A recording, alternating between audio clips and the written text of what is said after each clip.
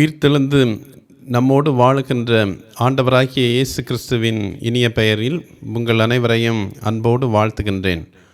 இந்த நாளிலும் ஆண்டவர் நம்மோடு பேசும்படி நாம் வேண்டுதல் செய்வோம். எங்களோடு வாழ்ந்து நாங்கள் வாழ்கின்ற வழிகளை காட்டி நித்திய வாழ்வுக்கு எங்களை வழி நடத்துகின்ற எங்கள் அன்பின் ஆண்டவரே, இந்த நாளிலும் உயிருள்ள உம்முடைய வார்த்தைகளை தியானிக்க இருக்கிறோம். நீர் எங்களோடு பேசும். இயேசு கிறிஸ்துவின் திருப்பெயரில் கேட்கிறோம் சுவாமி, ஆமேன். மரணம் என்றால் பெரும்பாலும் அனைவரும் பயப்படக்கூடிய ஒன்று. புளோரிடா என்னும் அமெரிக்க மாகாணம் ஒன்றில் கொலை குற்றம் புரிந்த கைதி ஒருவர் விடுதலை பெறுவதற்காக அவருக்கு தீர்ப்பு வழங்கப்பட்டும் அந்த கைதியோ வீட்டிற்கு செல்ல மறுத்துவிட்டார். நான் வீட்டிற்கு சென்றால் என்னை யாராவது கொலை செய்து விடுவார்கள் என அஞ்சினார். ஆகவே வாழ்நாள் முழுவதும் அவர் சிறையில் இருக்கும்படி அனுமதி பெற்றார் என்கின்ற செய்தி ஒன்றினை சில மாதங்களுக்கு முன்பு நான் படித்தேன். பத்மு தீவில் இருந்த யோவானுக்கு காட்சி தருகின்ற ஆண்டவராகிய இயேசு கிறிஸ்து மரண பயத்தை போக்குவதற்கு காட்சி அளித்த தன்னுடைய 1 அதிகாரத்தில் வருகின்ற காட்சியின் இறுதியில் 3 காரியங்களை சொல்லுகின்றார். மரணத்தை ஜெயிப்பதற்கு அல்லது மரண பயம் அகன்று போவதற்கு அவர் சொல்லுகின்ற காரியங்கள் 1 அதிகாரம் 18ஆம் வசனத்தில் இருக்கின்றன. அவற்றை நான் வாசிக்கின்றேன். மரித்தேன், ஆனாலும் இதோ சதா காலங்களிலும் உயிரோடு இருக்கிறேன். ஆமேன். நான் மரணத்திற்கும் பாதாளத்திற்கும் உரிய திறவுகோல்களை உடையவராயிருக்கின்றேன். முதலாவதாக மரண பயத்தை போக்குவதற்கு இந்த வசனத்தில் அவர் சொல்லுகின்ற ஒரு செய்தி, மரணத்தை ஜெயித்தார், கிறிஸ்து மரணத்தை ஜெயித்தார் என்கின்ற நம்பிக்கை. மரணத்தை அனுபவித்து அதனை ஜெயித்த அனுபவத்தை பற்றி தான் ஆண்டவர் இங்கே சொல்கின்றார். மரணமில்லாமல் வாழ்கின்ற வாழ்க்கையை கடவுள் ஏதேன் தோட்டத்தில் மனிதனுக்கு வகுத்து கொடுத்திருந்தார். ஆயினும் பாவத்தினால் அந்த நல்ல பாக்கியத்தை இழந்த மனிதன் மீண்டும் நித்திய வாழ்வை பெற்றுக்கொள்ள வேண்டும் என்பதற்காக இயேசு கிறிஸ்து இந்த உலகில் வந்து மனிதனின் பாவத்தை ஏற்று சிலுவையில் மரித்து மரணத்தை அவர் ஜெயித்தார். எபிரேயர் 2 அதிகாரம் 14, 15 வசனங்களில் இயேசு மரணத்தின் அதிபதியாகிய பிசாசை தமது மரணத்தினால் அழித்து ஜீவகாலமெல்லாம் மரண பயத்தினாலே அடிமைத்தனத்திற்குள்ளானவர்களை விடுதலை செய்தார் என்று குறிக்கப்பட்டிருக்கின்றது. 1 கொரிந்தியர் 15 அதிகாரம் 26, 54, 55 ஆகிய வசனங்களில் கடைசி எதிரியான மரணத்தின் கூரை இயேசு ஒடித்து அதன் மூலம் மரணத்தை பரிகரித்து ஜீவனையும் அழியாமையும் கிறிஸ்து வெளியரங்கமாக்கினார் என்று கூறுகின்றார். இயேசுவை ஆண்டவராக ஏற்று அவரது அடியவராக வாழ்வோருக்கு மரண பயமே இருக்காது. இயேசுவை போல நாமும் மரணத்தின் மீது வெற்றி கொள்ள முடியும் என்ற நம்பிக்கை அவர்களுக்கு நிச்சயமாக ஏற்படுகின்றது. 23ஆம் சங்கீதம் 4ஆம் வசனத்தில், நான் மரண இருளின் பள்ளத்தாக்கில் நடந்தாலும் பொல்லாப்புக்கு பயப்படேன் என்று தம்முடைய ஆழமான நம்பிக்கையை தாவீது வெளிப்படுத்துகின்றார். மரணத்தை பயமில்லாமல் சந்தித்தவர்களில் ஒருவர் ஸ்தேவான் என்னும் கடவுளுடைய மனிதர். ஸ்தேவானை சுற்றி அவரது எதிரிகள் அவரை கொலை செய்து விடுவதாக பல்லை கடித்து கொண்டு கற்களுடன் நிற்கின்றனர். ஆனால் அதை குறித்து அவர் பயப்படவே இல்லை. அவரது முகம் தேவதூதனின் முகம் போல பிரகாசித்தது என்று அவருடைய அனுபவத்தை திருமறை குறிப்பிடுகின்றது. கர்த்தராகிய இயேசுவே என் ஆவியை ஏற்றுக்கொள்ளும் என்று தனது ஆவியை அமைதலாக தைரியத்தோடு கடவுளுடைய கரங்களில் ஒப்படைத்தார். ஒருவன் என் வார்த்தைகளை கைக்கொண்டால் அவன் என்றைக்கும் மரணத்தை காண்பதில்லை என யோவான் 8:51 கூறுகின்றது. ஆண்டவருடைய வசனங்களை கைக்கொண்டு வாழ்வோர் ஸ்தேவானை போன்ற அனுபவத்தை மரணத்தின் போது பெற முடியும் என்பதை புரிந்து கொள்வதற்கு இன்றைக்கு ஆண்டவர் அழைக்கிறார். இரண்டாவதாக, மரண பயம் போவதற்கு 18 சொல்கின்ற மற்றொரு செய்தி, உயிர்த்தெழுந்து வாழ்கின்றார் என்கின்ற நம்பிக்கை. ஆண்டவராகிய இயேசு கிறிஸ்து மரணத்தை ஜெயித்தார் என்கின்ற நம்பிக்கை ஒன்று. மற்றொன்று, உயிர்த்தெழுந்து வாழுகின்றார் என்கின்ற நம்பிக்கை.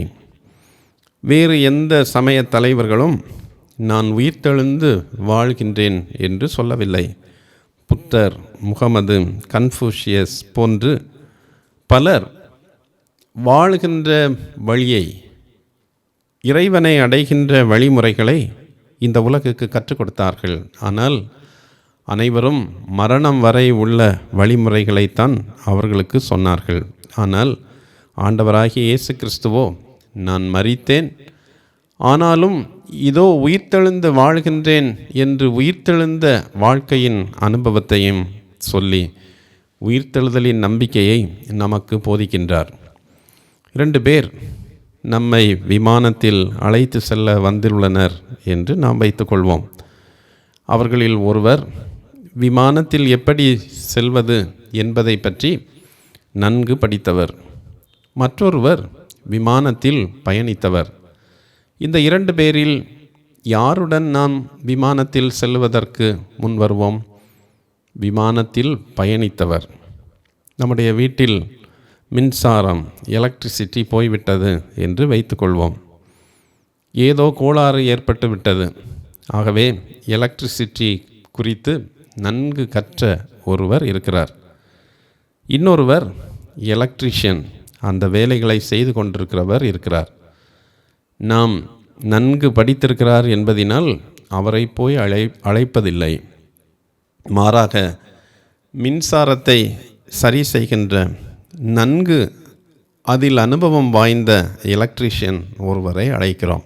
இதுபோலவே உயிர்த்தெழுதலை குறித்து ஆண்டவர் பாடம் கற்பிக்கவில்லை. மாறாக உயிர்த்தெழுந்து வாழுகின்றார். மரணத்தை அனுபவித்து உயிர்த்தெழுந்து வாழுகின்ற அவர் சொல்லுகிறார், மரித்தேன், ஆனாலும் இதோ நான் வாழுகின்றேன், சதா காலமும் உயிர்த்தெழுந்து வாழுகிறேன் என்று சொல்லுகின்றார். 1 கொரிந்தியர் 15 உயிர்த்தெழுதல் என்பது கிறிஸ்தவ விசுவாசத்தின் மூலைக்கல், கார்னர் ஸ்டோன் என்று சொல்லப்பட்டிருக்கிறது.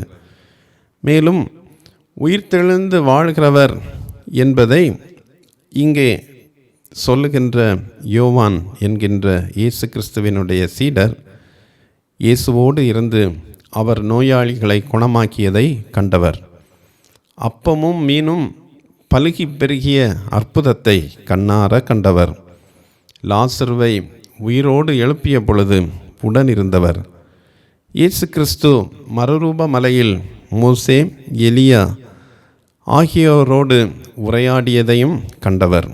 சிலுவையில் இயேசு அறையப்பட்டதையும், கல்லறைக்கு சென்று இயேசுவை காணாமல் அந்த கல்லறை வெறுமையாயிருந்ததையும் அனுபவித்தவர். இப்பொழுது இயேசு உயிர்த்தெழுந்து வாழுவதை நம்பும்படி அவர் அழைக்கிறார். இந்த வாக்கியத்தை கூறியவுடன் அவர் ஆமேன் என்று சொல்லுகின்றார். மரித்தேன், ஆனாலும் இதோ சதா காலங்களிலும் உயிரோடு இருக்கிறேன், ஆமேன். இங்கே ஆமேன் என்று சொல்பவர் யோவான். ஏனெனில் அவர் உயிர்த்தெழுந்து வாழ்கிறார் என்பதற்கு சாட்சியான அவர் ஆமேன், ஆண்டவரே நீர் வாழ்கிறீர் என்று சொல்கின்றார். நாமும் ஜெபிக்கிற பொழுதெல்லாம் ஆமேன் சொல்கின்றோம். பல வேளைகளில் ஆமேன் சொல்ல வேண்டிய நேரங்களில் சொல்லாமல் இருந்து விடுகிறோம். ஏனெனில் நாம் அதிலே பங்கேற்கவில்லை என்பது பொருள். ஆமேன் என்றால் அப்படியே ஆக கடவது என்பது பொருள். யோவான் சொல்கின்றார், உயிர்த்தெழுந்து வாழ்கின்றேன் என்று சொல்லுகின்ற ஆண்டவருடைய கூற்றை கேட்டவுடன் ஆமேன் என்று சொல்கின்றார். எப்பொழுது ஜெபித்தாலும் ஆமேன் சொல்ல வேண்டிய தருணங்கள் ஆலயங்களில் வந்தாலும் தவறாமல் நாம் அதை சொல்ல வேண்டும். அதனோடு இணைந்து நாம் அந்த அனுபவத்தை பெற வேண்டும் என்பதை இந்த வசனம் நமக்கு உணர்த்துகிறது. மரண பயம் போவதற்கு 18ஆம் வசனம் சொல்கின்ற மற்றொரு காரியம், ஆண்டவராகிய இயேசு கிறிஸ்து கணக்கொப்புவிக்க வேண்டியவர். ஆண்டவராகிய இயேசு கிறிஸ்துவிடம் நாம் கணக்கொப்புவிக்க வேண்டியவர்கள் என்கின்ற ஒரு நம்பிக்கையையும் ஒரு செய்தியையும் இந்த வசனம் சொல்கின்றது. ஆண்டவர் மரணத்தை ஜெயித்தார் என்கின்ற நம்பிக்கை மரண பயத்தை போக்குகின்றது. அவர் உயிர்த்தெழுந்து வாழ்கின்றார் என்கிற நம்பிக்கையும் நம்முடைய மரண பயத்தை போக்குகின்றது. நாம் கணக்கு ஒப்புவிக்க வேண்டியவர் ஆண்டவர் என்கின்ற ஒரு நம்பிக்கையும் நம்முடைய மரண பயத்தை போக்குகிறது. 18ஆம் வசனத்தின் பிற்பகுதியை நான் படிக்கிறேன்.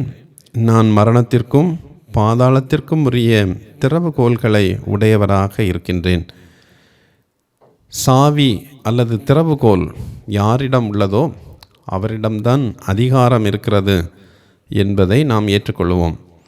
இயேசு கிறிஸ்து நம்முடைய நித்திய வாழ்வின் அதிகாரத்தை உடையவராக இருக்கிறார். சீயோல் என்று எபிரேய மொழியில் சொல்லப்படுகின்ற வார்த்தை